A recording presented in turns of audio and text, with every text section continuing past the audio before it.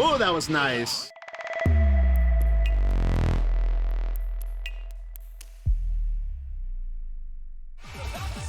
What are we looking at? Adult Gohan on point. Wow, I don't see that every day. Vegito C. Absolutely don't see that every day. Holy cow.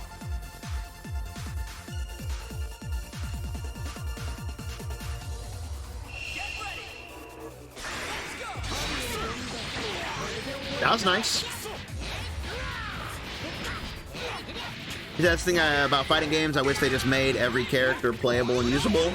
That's the goal. That's the goal. It's just, that's just easier said than done. That's the thing.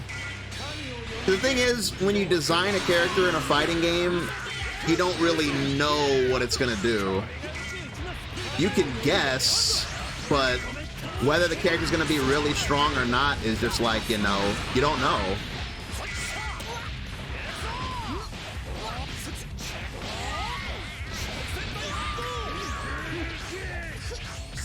Because one thing that's funny to me about DBFZ, specifically, is people always, like, hype up DLC characters as being overpowered.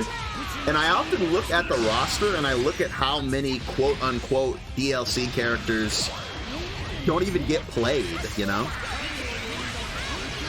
Like, so look at someone like Roshi, who just no one even plays, you know? ArcSys, you know, they tried their best to make Roshi. They made him, and he ended up just being a character that people didn't really, you know, connect with.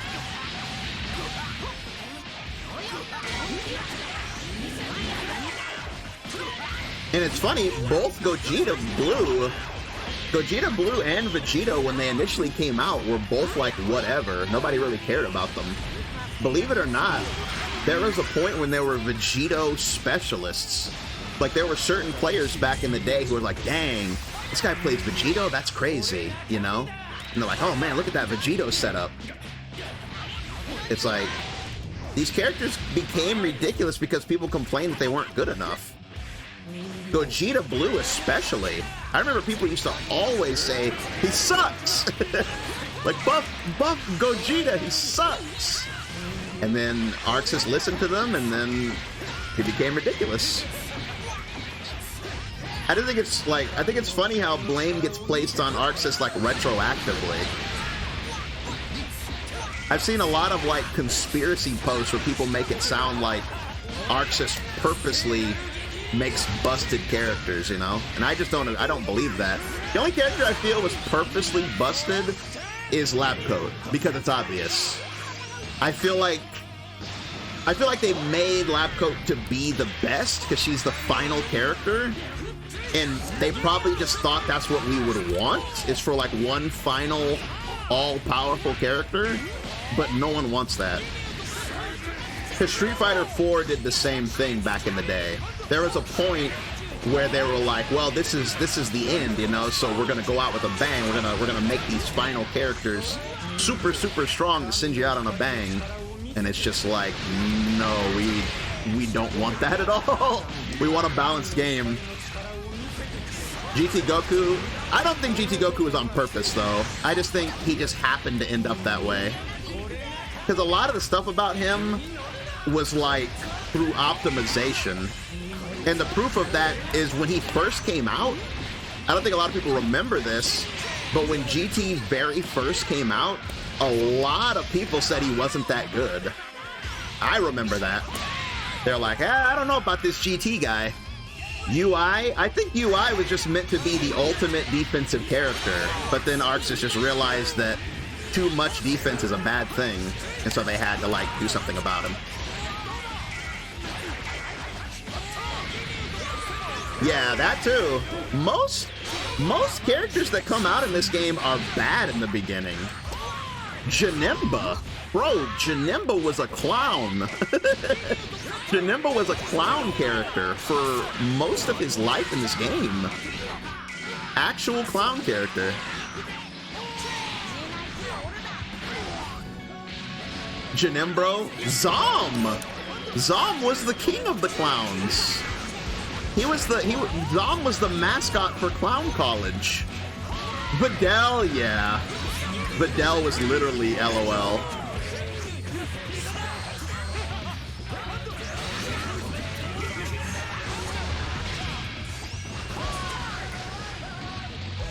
It's like it's not easy to balance a new character, you know? Like, I wouldn't say it's the hardest thing in the world, but it's just like, you know, sometimes Arxis shows restraint and it ends up being too much. Like, I would point to Zamasu. When Zamasu first came out, they held back on every aspect of him. That's why his flight was so slow. And, I mean, most of his stuff just wasn't that good because they probably had the mindset of, well, this character can fly, so we got to be careful, you know?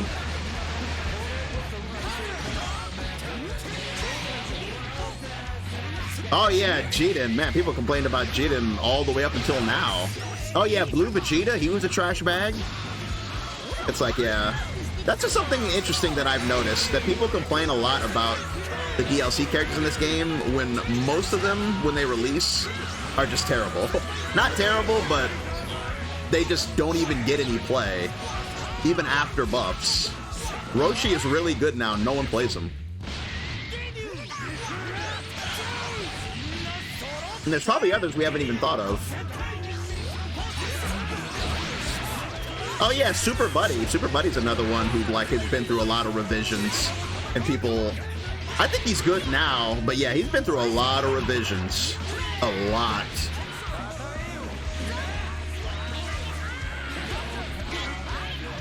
Krillin, we're mostly talking about characters that were added after the base roster. Because DBZ has like this really fake narrative that like Arxis only buffs the DLC characters,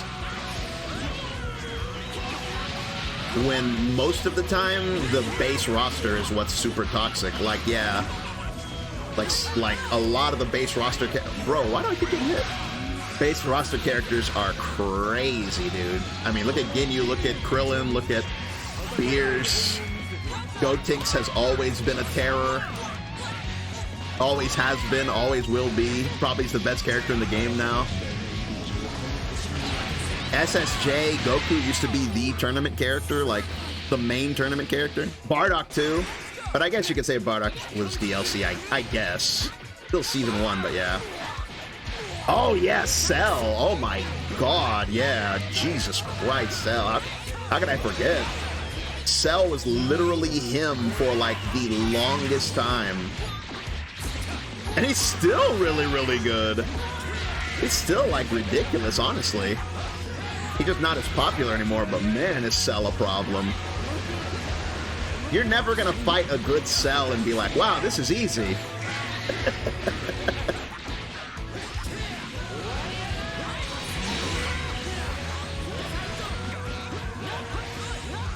Oh yeah, Yamcha was the best too at one point. Did that hit me?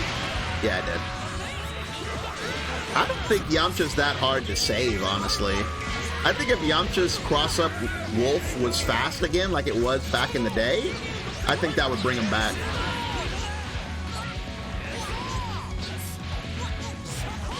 I think that was one of those unnecessary nerfs when they nerfed his Wolf Fang. Oh yeah, 16. Sheesh. How can I forget about 16? Yeah, you guys are calling out some good ones. Yeah, the base roster in this game is so underrated, dude. It's so underrated, and I don't know why. Adult Gohan! Adult Gohan, he's on the screen, I forgot. The actual best character in the game, Adult Gohan. The best character in the game that we all forget about sometimes. Like, oh yeah, never mind. The Evo yell, yeah, it's the GOAT. Kid Buu, yeah.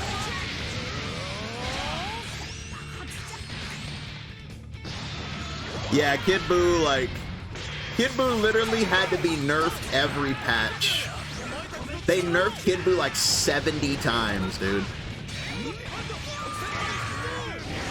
But I think the thing is that, like, this game picks up more steam as it goes along, and I think a lot of people weren't around in the early days, so they don't know how powerful the base roster has been throughout most of the game's life.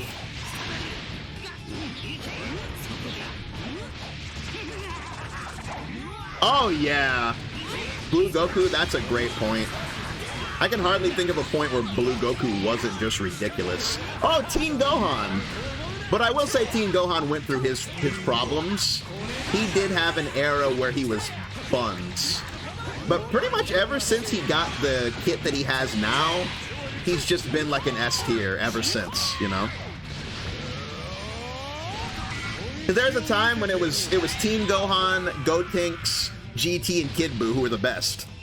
Tenshinhan? Oh yeah, true. Tenshinhan is pretty much Tenshinhan has only gotten better every single patch. Like, he's always been good, but it's like he's one of those characters that just he gets buffed over and over and over.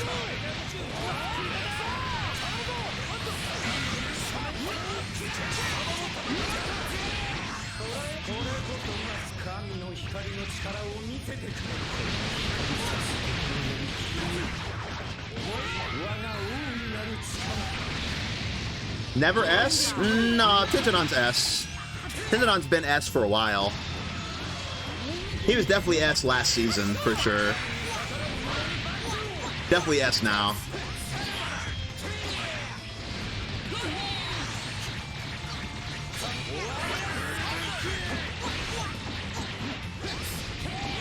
Neo, try me. Ooh, my 2H got smoked. Piccolo, and oh my god, yeah, you're right. How could I forget about Piccolo? Damn, it's like Piccolo fell off once the meta shifted towards neutral. Piccolo really fell off. But man, he was a menace for a long time, man. He was a menace for a long time. And yeah, when SnapNet was a thing, he was like the guy. Damn, Piccolo was ridiculous, bro. Man, there was a point where Piccolo was just an absolute god. It's kind of like the meta left him behind. Not to say that he's not good, but I feel like if you're a character without a projectile in this game, it's tough for you now. It's tough for you now.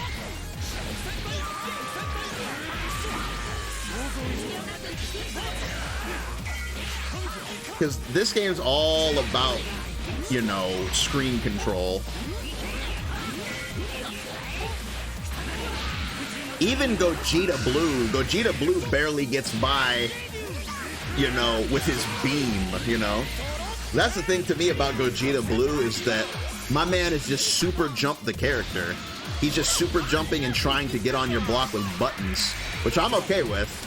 Because, you know, because his neutral, he doesn't have the same neutral tools as a lot of other characters. Hook is the only person I see play Pickle Man. It's because he's a deep investment character. Piccolo has a million things to learn. With Piccolo, you gotta learn, you know, a million routes, like literally a million. And that's just not something people are always willing to do. Solar, welcome, buddy.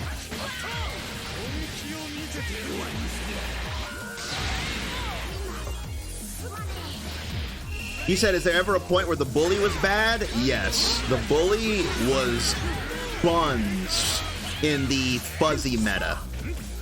Dash OS. In the fuzzy meta, he was like a joke character because he was the biggest character in the game.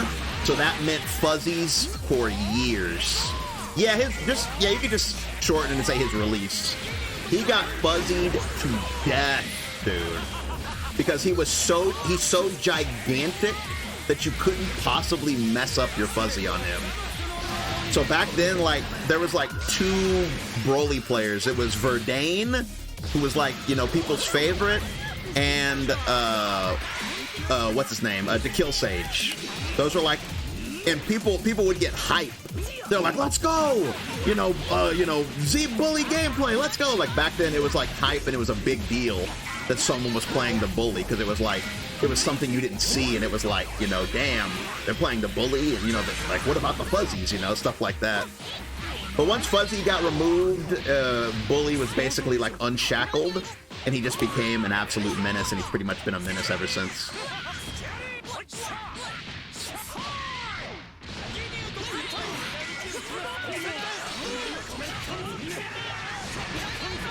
Oh, that was nice.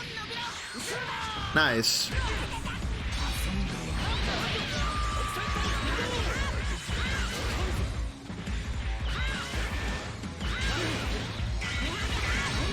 Neutral, by the way.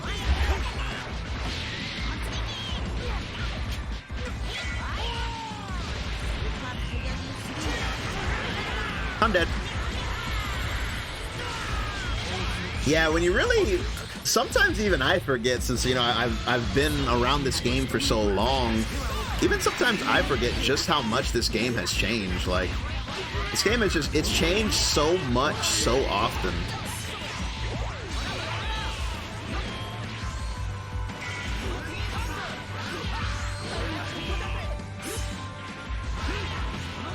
It's crazy to think like how often what is considered good in this game changes.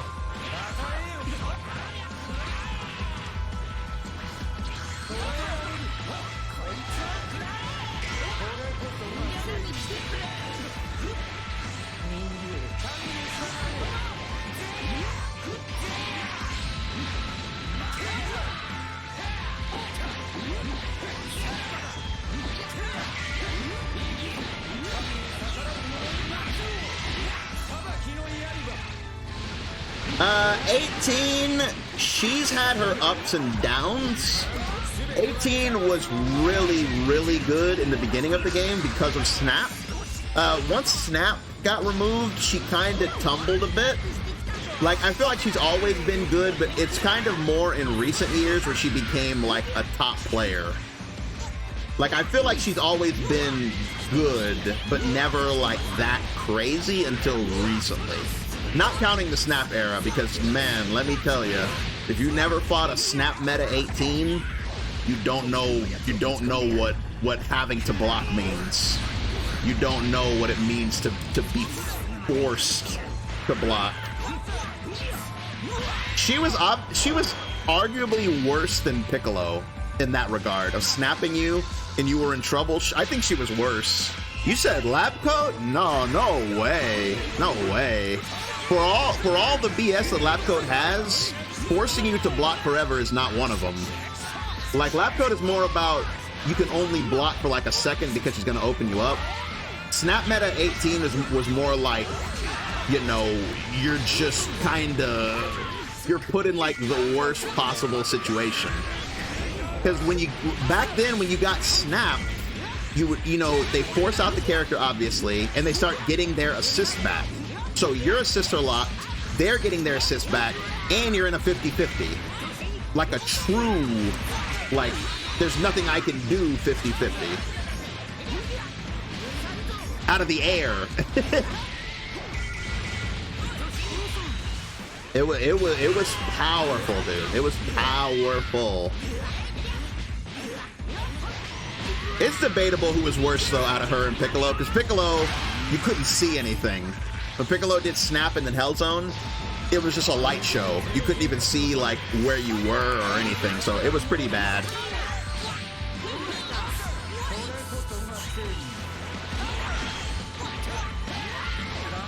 And then you said 16? Yeah, 16 was OD ridiculous. 16 was literally insane.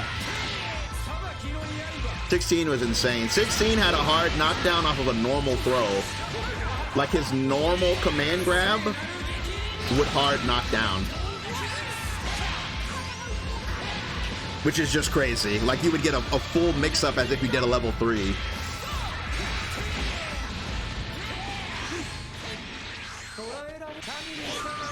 And then his level 3 mix-up was crazy. Like, keep in mind the 16's a grappler, right?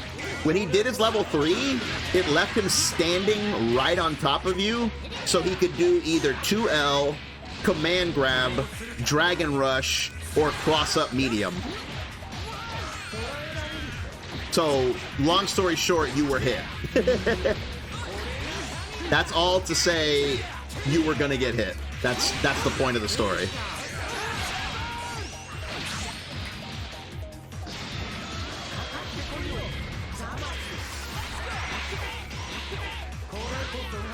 You said they never gave Majin 21 a knockdown? Yeah, but I would also argue they helped her out a lot, because don't forget, Majin 21 used to have to give up the corner to do her routes, remember?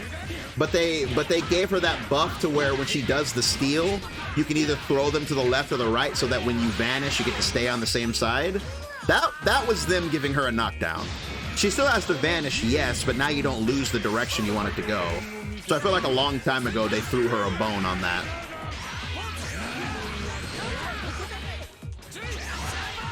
You thought.